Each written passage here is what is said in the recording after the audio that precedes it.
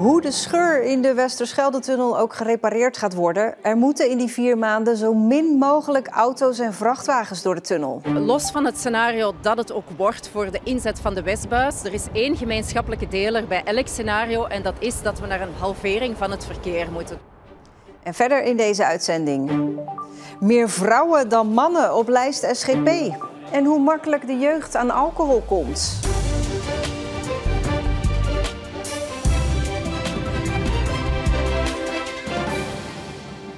Goedenavond. De scheur in de Westerschelde-tunnel wordt in 2027 gerepareerd. Dan gaat de Oostbuis 4 maanden dicht. Maar ja, wat dan? Hoe krijg je alles en iedereen door die ene buis? De provincie gaat vanaf morgen praten met organisaties die veel gebruik maken van de tunnel om een goed plan te maken. Ik praat daar zo over met onze verslaggever, maar eerst nog even de feiten op een rij. In oktober 2022 wordt tijdens onderhoud aan de Oostbuis van de Westerschelde-tunnel richting Borselen een lekkage gevonden. 2 maanden later blijkt dat het gaat om een scheur van 30 meter lang over 15 tunnelringen in het laatste gedeelte van de Oostbuis bij Ellewoudsdijk. In het midden van de scheur zit een breuk van 2 meter lang en 1 centimeter breed. Om alles te repareren moet een betonnen ring worden aangebracht. Schatting van de kosten tussen de 13,5 en 19,5 miljoen euro. Ja, en op het Tolplein is verslaggever Mark van Leiden. Ja, Mark, dat is nogal een uitdaging, die reparatie. 4 maanden lang maar 1 tunnelbuis. Ja, dat kun je wel zeggen. Daarnaast is het natuurlijk ook een uitdaging om de verkeershinder zo klein mogelijk te krijgen en te maken. De provincie wil namelijk dat tijdens die 4 maanden dat die Oostbuis is afgesloten, dat het verkeer gehalveerd wordt. Daarom worden er ook gesprekken begonnen. Morgen gaat het beginnen met verschillende sectoren in Zeeland om tot een bereikbaarheidsplan te komen en om ze mee te laten denken. En dat zijn de sectoren van logistiek en zorg tot onderwijs en toerisme. Wel, wij willen uiteraard heel graag weten wat hun zorgen en bekommernissen zijn. Waar liggen zij van wakker? Maar ook welke maatregelen kunnen zij bieden? Waar denken zij aan? We hebben uiteraard de afgelopen maanden al aan maatregelen gewerkt. Maar we gaan ervan uit dat de sector, die vaak toch wat creatiever en wat meer vindingrijk kunnen zijn, dat we samen met hen toch ook nog aan een lijstje van maatregelen komen waar we vandaag nog niet aan gedacht hebben. U hamert op het reduceren van het verkeer, maar wat kunnen nou de soort maatregelen zijn? Want daar zijn mensen natuurlijk ook heel erg benieuwd naar. Wat is er nou mogelijk? Een concrete maatregel waar we bijvoorbeeld naar kunnen kijken is het verschuiven van transport. Als we naar de logistieke sector kijken, willen we samen met hen verkennen, zijn er bijvoorbeeld nog mogelijkheden als je het transport meer opschuift naar de avond- of nachturen. Dat zijn zaken waar je naar kan kijken. Andere maatregelen zal het opschalen van het openbaar vervoer zijn. Het meer inzetten van de ferry, het inzetten van meer busvervoer, het inzetten van carpoolplekken. Dat soort zaken zijn de maatregelen waar we naar kijken. Ja, Mark, en het blijft dus wel mogelijk om door de Westbuis richting Terneuzen te rijden. Maar hoe pakken ze dat dan aan? Nou, dan kun je denken aan verschillende mogelijkheden. Zoals bijvoorbeeld blokrijden. Dat betekent dat het verkeer het ene moment richting Terneuzen rijdt en het volgende moment richting Borselen. Maar je kunt ook denken aan tweebaansverkeer of tweerichtingenverkeer in de Westbuis. In dat geval moet er wel heel weinig verkeer aanwezig zijn in die tunnel. Voor alle maatregelen die voor de Westbuis bedacht worden, het verkeer moet zo laag mogelijk zijn in die tunnel. Nou zijn die gesprekken dus vanaf morgen en die moeten eind deze maand weer afgerond zijn. Wat gebeurt er daarna? Nou, er komt sowieso een website, werk aan de tunnel, moet ik het goed zeggen, werkaandetunnel.nl. Daar komt allerlei informatie op te staan. Daar komen ook ideeën en zorgen, die worden daarop verwerkt en die kunnen de mensen dus aangeven op die manier. In januari zal duidelijk worden wat er precies besloten gaat worden, hoe die Westbuis gebruikt gaat worden. Gedurende de 4 maanden dat de Oostbuis is afgesloten. Nou, en vervolgens hebben we nog een jaar de tijd om ons voor te bereiden op de gevolgen van die afsluiting van de Oostbuis. Dankjewel, Mark. Opvallend nieuws uit Vlissingen. De SGP presenteerde daar de kieslijst voor de gemeenteraadsverkiezingen van maart. En daar staan meer vrouwen op dan mannen. Iets wat binnen de streng gereformeerde partij nog nooit eerder is gebeurd. Een bijzondere ontwikkeling, maar volgens de Vlissingse SGP-lijsttrekker Lilian Jansen is het vanzelf zo gelopen. Het is gewoon een natuurlijk proces.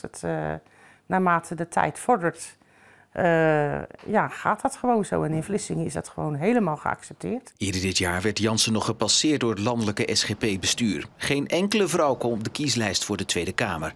De partij haalde 3 zetels. Hoe kijkt ze daar nu op terug? Ik denk persoonlijk dat de 4e zetel een feit was geweest als een vrouw op de lijst had gestaan. Waarom zeg je dat zo stellig?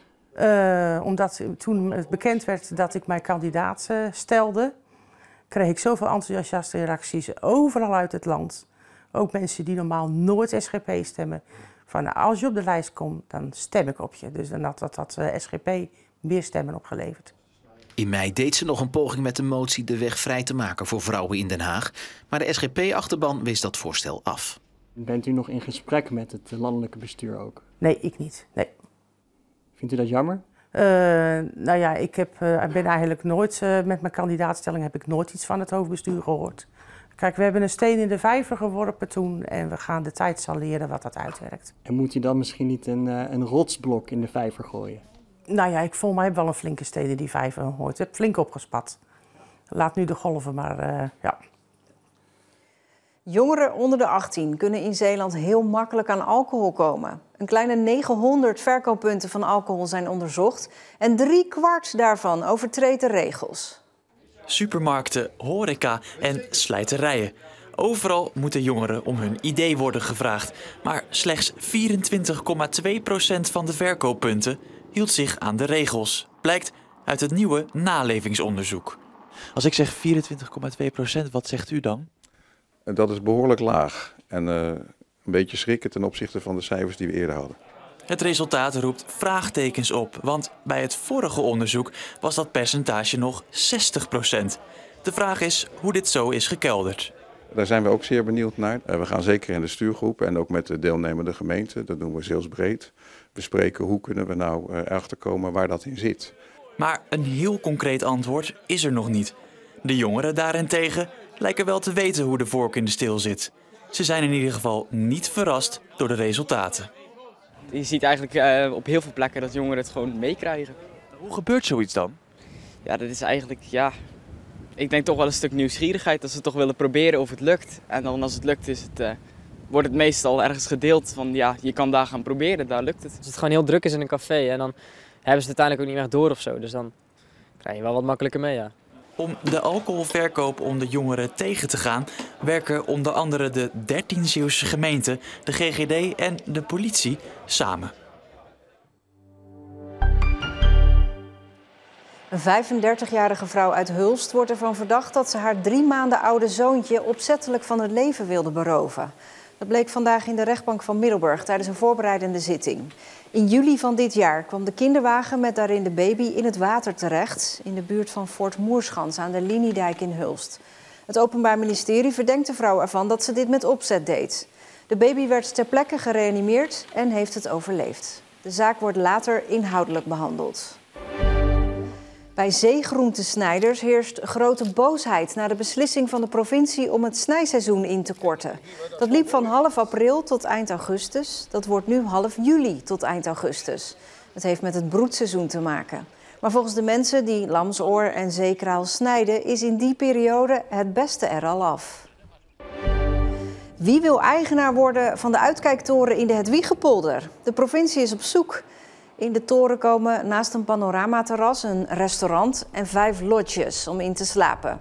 Vanuit de toren kijk je op de ontpolderde Hedwiegen en een deel van natuurgebied Groot Saaftingen. Geïnteresseerden kunnen zich melden bij de provincie. Het enorme kunstwerk Broden en Vissen van Johnny Berends hing tot 4 jaar geleden aan een silo in Breskens. Het schilderij was op maat gemaakt voor dat gebouw. Maar nu het kunstwerk verhuisd is naar Terneuzen en aan een veel grotere silo hangt, lijkt het maar een klein schilderijtje. Maar daar wist de kunstenaar wel wat op. Van meet af aan toen de locatie van de silo in Terneuzen bekend werd als nieuwe plek voor de broden en de vissen, wist ik eigenlijk al dat de silo veel te groot was voor het werk. En toen ik afgelopen winter bezig was met de restauratie en de herschildering, toen heb ik daar verder over nagedacht en ik denk, ik moet een soort schilderkunstige ingreep zien te bedenken, waardoor dat werk ook in Terneuzen letterlijk op zijn plek hangt en dat het ook weer net als in Breskens een geheel met het gebouw vormt. Want in Breskens had ik het natuurlijk speciaal ontworpen voor die silo. En daar was de schildering en het gebouw onlosmakelijk met elkaar verbonden. En ja, door deze schilderkunst ingrepen, dus door een omlijsting rond het werk te maken en een trompe-l'œil touw te schilderen waar het werk optisch aan ophangt, aan de spijker, denk ik dat het weer een geheel vormt met het silo in Terneuzen. En het touwtje, het is een redelijk touw, het verwijst natuurlijk ook naar, het maakt niet enkel een verbinding met het gebouw, maar het maakt ook een verbinding naar het verleden, naar de herkomst van het werk. Hè. Dus het werk van Breskens, alsof het aan dat draadje is opgepakt en zo in Terneuzen aan die spijker op die wand is opgehangen. Ik heb dat hier in het atelier geschilderd en op van tevoren uitgesneden aluminium plaatdelen. Die heb ik eerst helemaal uitgetekend. Ik heb eerst, dat kan je daar nog zien, tekeningen gemaakt van de touw en ook van de knoop, maar ik vond eigenlijk enkel een touw erboven. Die knoop heeft net iets extra's. En ook een constructie zelf bedacht hoe het dan het beste gemonteerd kan worden. Het geheel komt op te hangen aan een spijker. En de spijker wordt wel 3D. En dat was de bedoeling dat die volledig van korte stal zou gemaakt worden. Ik kan aan de achterkant staan, dus een beetje op. Hij weegt heel zwaar. Kijk. En dit is van korte stal, dus dat heb ik al de afgelopen dagen heel vaak behandeld, zodat dat een soort versneld roestproces krijgt. Maar de steel die kon blijkbaar niet in korte stal uitgevoerd worden. En die heb ik dan voorzien van een coating met daarop ook een soort imitatiebewerking gemaakt voor een roestachtige structuur. Daar komt het touw aan te hangen. Ik heb hier bijvoorbeeld het deel wat over die spijker komt, kan ik wel laten zien.